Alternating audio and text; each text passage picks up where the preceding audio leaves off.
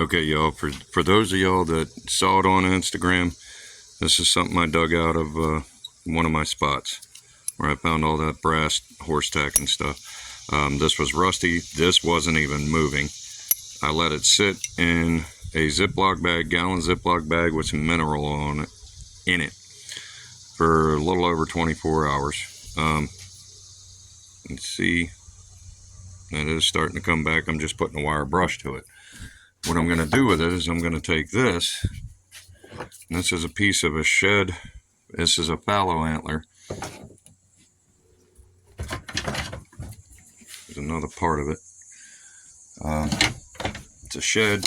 You can tell right there. What I'm going to do with this is cut here and put it on there. Not sure of the angle yet, but I got a friend that I think she'd like this.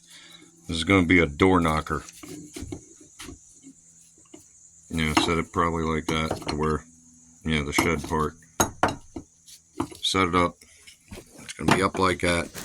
And obviously I'm doing this with one hand, but, pull it out, knock, pull it out, knock. You get the point. But that's going to eventually be a door knocker.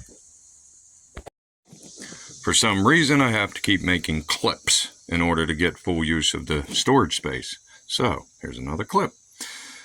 I will show you cleaning it up, getting that cut. I do have a set of calipers that I can measure that and get the precise size hole I need.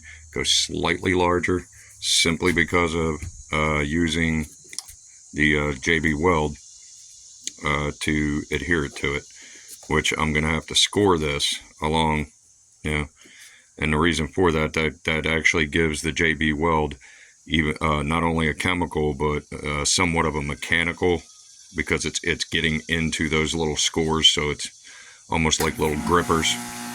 Anyway, I know what I mean. And these are those cheapo budget knives from Walmart. I think they were like $5, $4.50, something like that. Good knives to have. More clips to come.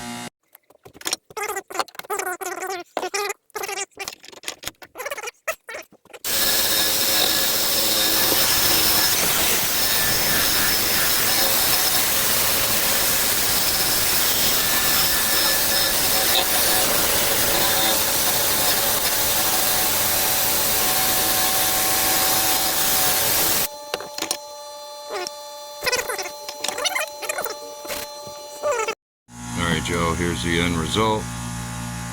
Pretty much for the most part I'm done. There's a couple little spots here and there that I'll touch up, but all the major rust, as you see, no more. There'll be more to come. Okay, Antler's been drilled out. This has been wiped down with 91% rubbing alcohol. I'm going to mix up the JB weld and get back to you once that is inside of there, because this is a bit of a process. Alright, this is obviously not the very end piece, because there will be a piece of board going across that back end so I can adhere this to that board, but